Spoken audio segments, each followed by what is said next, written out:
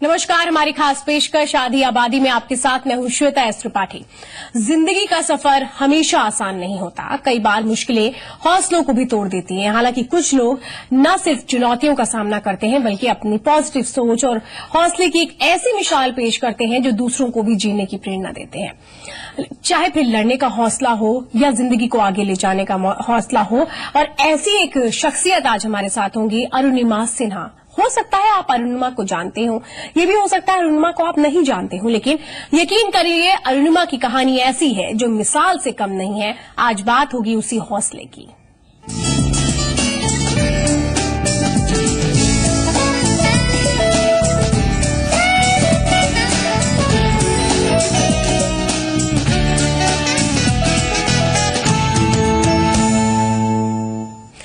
अरुणिमा, जिनका नाम लेते ही बहादुरी, जाबाजी, हौसले, ये शब्द खुद ब खुद सामने आ जाते हैं। आप भी अगर अरुणिमा से बातचीत करना चाहते हैं, कैसे उन्होंने अपनी हिम्मत को अपनी ताकत बनाया, अपने पैर मजबूत किए और मुकाम हासिल किया, कुछ नंबर्स हम दिखा रहे हैं। नंबर्स पर कॉल करके आप हमारे साथ जुड़ सकते हैं। नंबर है 012025111063, 1800180152 और इस वक्त लखनऊ से खुद हमारे साथ अरुणिमा सिन्हा जुड़ चुकी हैं। अरुणिमा, स्वागत है आपका। धन्यवाद। अरुणिमा, पहला सवाल मैं आपसे यही करना चाहती हूँ कि एक मुश्किल दौर था, तब भी तमाम खबरें मीडिया के सामने आई थी। उस मुश्किल दौर से अपने पैरों को जमाते हुए आपने ऊंचाई हासिल की, चोटी पर फतेह हासिल कर लिया। कैसे ये सफर पूरा किया? एक्चुअली जब लोग टूट जाते हैं, जब किसी का पैर कट जाता है और लोग टूट जाते हैं, उस समय क्योंकि जब सच्चाई जितने जल्दी एक्सेप्ट कर ले कि मेरा पैर कट चुका है, अब उन सच्चाइयों में जीना ही सच था।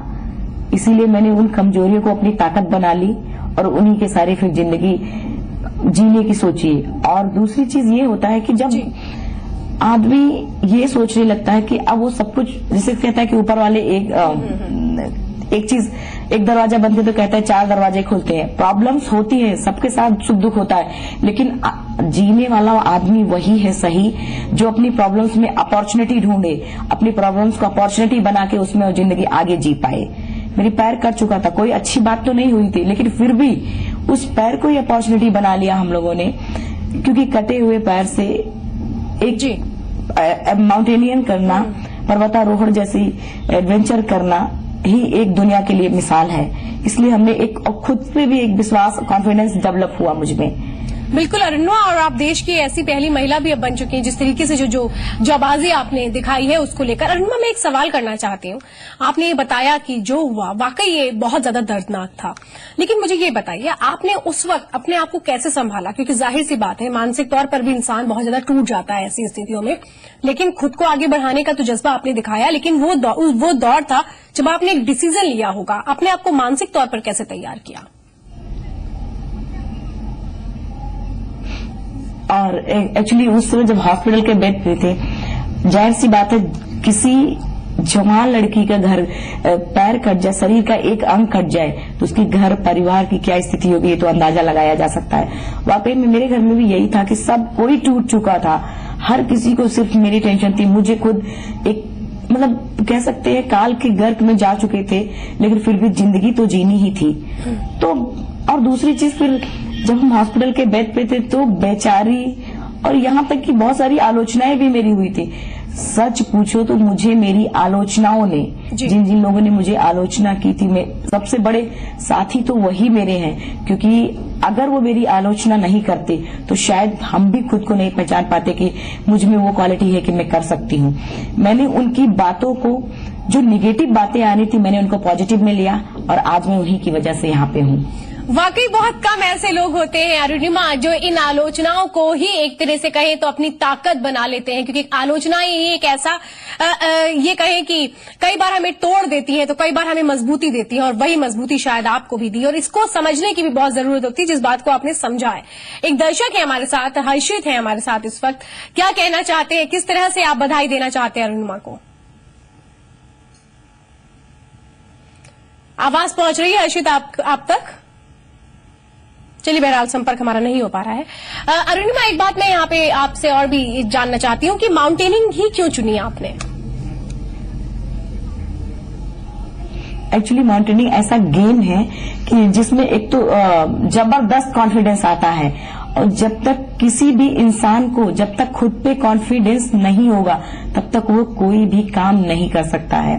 और मुझे एडवेंचर में बहुत रुचि भी थी, बहुत ज्यादा मुझे एडवेंचर में जाने का बहुत शौक था, लेकिन कभी मौका नहीं मिला। शायद ऊपर वाले को यही मंजूर था कि पैर कटने के बाद, और शायद अगर मेरा नहीं कटा होता तब अगर मैं माउंट एवरेस्ट जाती तो शायद आज जो हमारे देश को वर्ल्ड रिकॉर्ड मिला है वो कभी मिलता भी नहीं। बिल्कुल सही बात आप कह रही हैं। इसलिए एक सेल्फ कॉन्फिडेंस, एक बात मुझे बताइए कि आपने ये बात अभी बात कर पा रहे हैं जी, आपने एक बात का जिक्र किया यहाँ पे कि वाकई परिवार भी टूट चुका था, आप भी टूट चुकी थी, लेकिन अपने समझा कि नहीं, आगे बढ़ने का नाम ही जिंदगी है।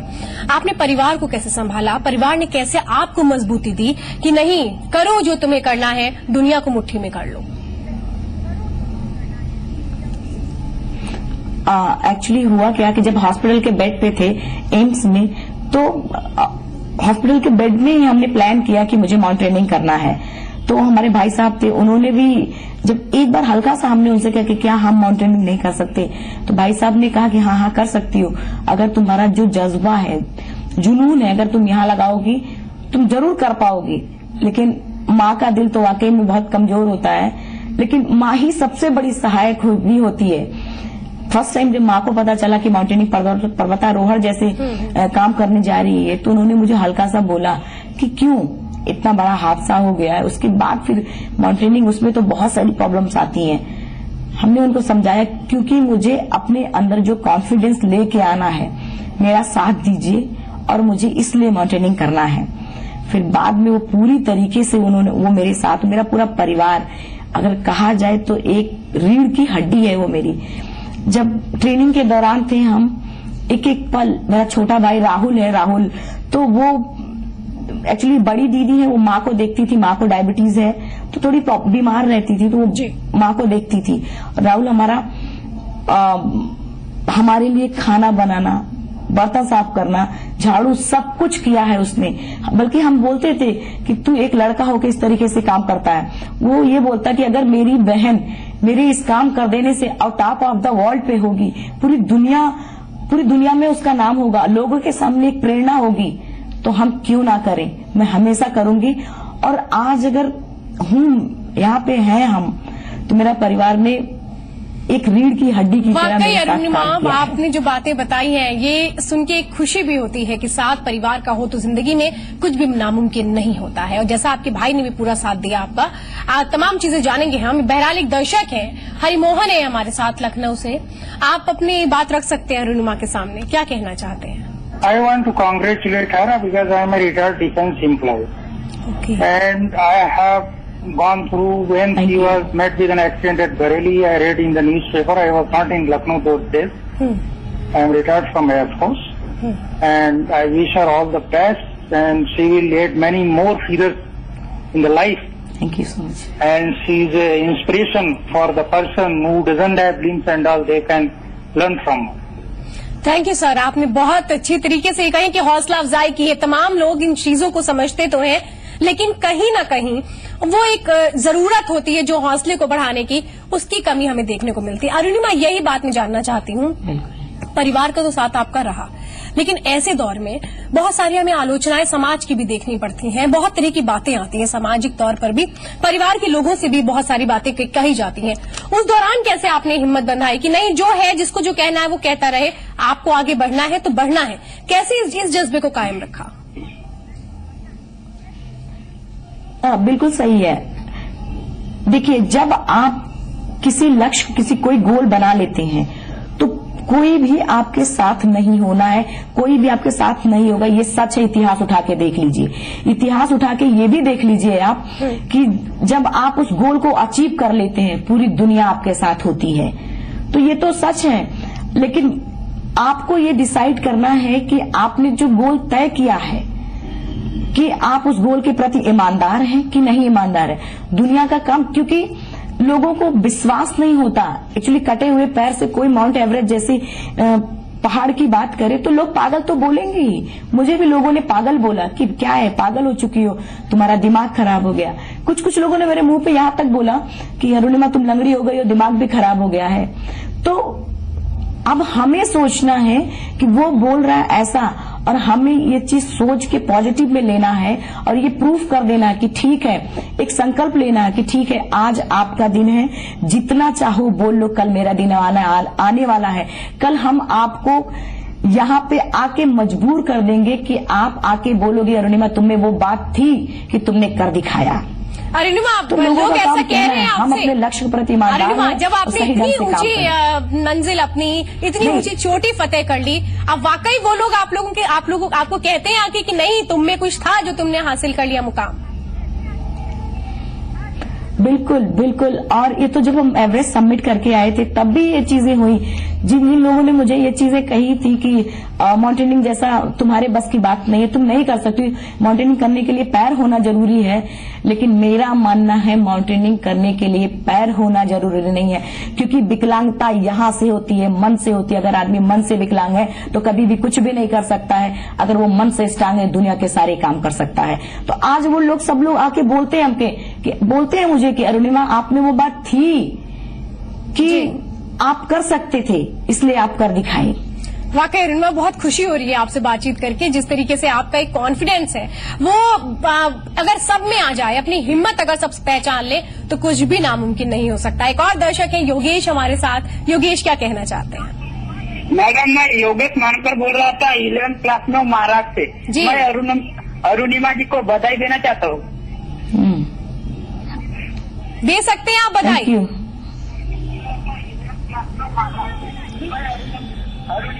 चलिए योगेश, बहुत बहुत धन्यवाद, आपने चलिए बधाई दी। और अरुणिमा, कैसा आप महसूस हो रहा है? क्योंकि जाहिर सी बात है, बहुत मुश्किल से आप, जिस तरीके से मुश्किल को भी मात देकर आप आगे बढ़ी हैं, आज जब इस तरह से बधाइयां लोग आपको देते हैं तो कितना गर्व और कितनी खुशी आपको खुद पर होती है?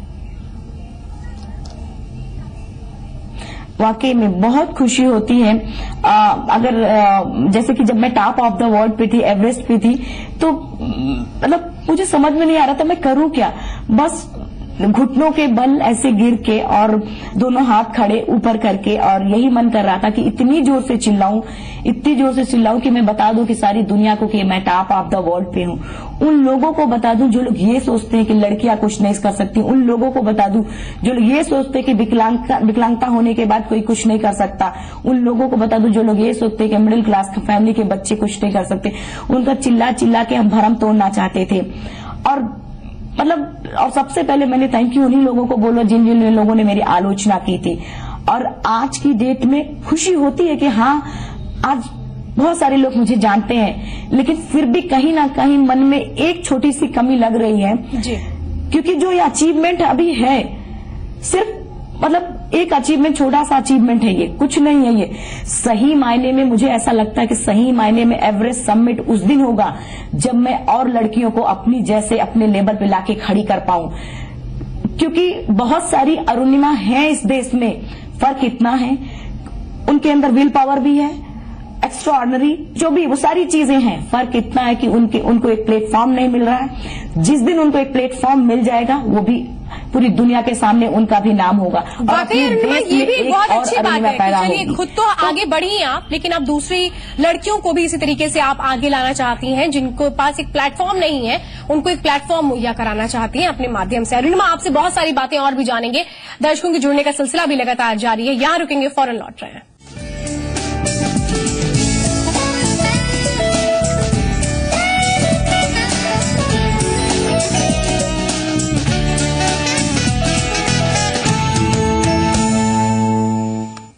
आधी आबादी में आज हम अरुणिमा से ही बातचीत कर रहे हैं, जिनका जज्बा, जिनका आत्मविश्वास ये वाकई बता रहा है, दिखा रहा है, उनके लफ्जों में ये खुद ब खुद बयां हो रहा है कि हिम्मत जो भी करता है उसके लिए कुछ भी मुश्किल नहीं होता है। अरुणिमा, एक बात मैं आपसे समझना चाहूंगी कि जब आपने ट्रेनिंग की, माउंटेनिंग के दौरान आपको कुछ ऐसी मुश्किलें आई हों जिसमें आपको लगा हो कि नहीं, थोड़ा कठिन तो है, क्योंकि आपके अंदर हिम्मत थी, आप जरूर उस लक्ष्य को हासिल करेंगे, इस बात का जज्बा था, लेकिन उस दौरान किस तरह की मुश्किलें आई आपके सामने?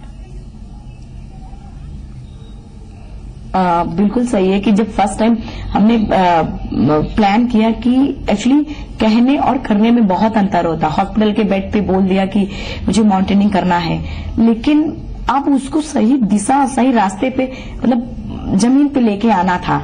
तो जैसे ही हमने सही गाइडेंस में ट्रेनिंग लेने की बात की, स्पॉन्सर की बात करी, तो हर कोई यही बोलता कि आपके ऊपर पैसा कोई कैसे लगा सकता है, क्योंकि आप पैर ही नहीं है आपके पास, दूसरे पैर में रॉड पड़ी हुई है, ऑपरेशन स्टिचेस लगी हुई है, और आप माउंटेनिंग जैसे की बात कर रही हैं। तो फिर भी हार नहीं माना। भैया ने सजेस्ट किया, मैडम बछेंद्री पाल से मिलते हैं, जिन्होंने 1984 में एवरेस्ट सबमिट किया था, और वो भारत की पहली महिला बनी थी एवरेस्ट सबमिट करने वाली। तो उनसे मिले। हॉस्पिटल से निकलने के बाद हम मैम के पास गए, बछेंद्री मैम के, बड़ी मुश्किल से उनका नंबर भी मिल पाया था, और एक आपके मीडिया कर्मी के थ्रू मुझे नंबर भी मिल पाया था। करीब 2 घंटे बाद उन्होंने फिर 5 टाइम फोन किया, उनको बात नहीं हुई। लास्ट 6वीं बार जब बात की हमने, तो मैम को बताया कि मैम ऐसे से अरुणिमा सिन्हा। तो उन्होंने कहा कि अरुणिमा ठीक है बेटे, आ जाओ, मैं जमशेदपुर में हूं। अगले दिन रेलवे स्टेशन दिल्ली से हैंडीकैप कंपार्टमेंट में बैठ के पूरी रात सीट में ऐसे मुंह छुपा के रोए थे कि आज ये दिन आ गया कि मुझे हैंडीकैप कंपार्टमेंट में बैठना पड़ रहा है। और लेकिन फिर सुबह हुआ और जाके हम जमशेदपुर पहुंचे, मैम को फोन किया। मैम ने कहा कहाँ, दिल्ली रेलवे स्टेशन? हमने कहा नहीं मैम, जमशेदपुर में। वो एकदम शॉक रह देंगे। उन्होंने बोला कि अच्छा ठीक है, मैं गाड़ी में, मैम ऑटो लेके हम आ जाते हैं। ऑटो लेके उनके पास पहुंचे तो उन्होंने पहले तो मुझे जब देखा, मैंने अपना प्रपोजल रखा उनके सामने कि मुझे माउंटेनिंग करनी है, तो मैम ने बोला कि अरुणिमा ऐसी हालात, उनकी आंखों में आंसू आ गया। मैम ने बोला कि अरुणिमा ऐसी हालात में एवरेस्ट जैसे दूर पहाड़ के बारे में सोचा, तो तूने अपने अंदर तो एवरेस्ट फतह कर लिया, अब तक तो सिर्फ लोगों के लिए, लेकिन फिर भी तुम्हारे सोच लेने से कुछ नहीं होगा, तुम्हें प्रूव करना पड़ेगा कि तुम कर सकती हो। और ट्रेनिंग के बोली अच्छा चलो ठीक है, अब माउंटेन में मिलते हैं अब तुमसे।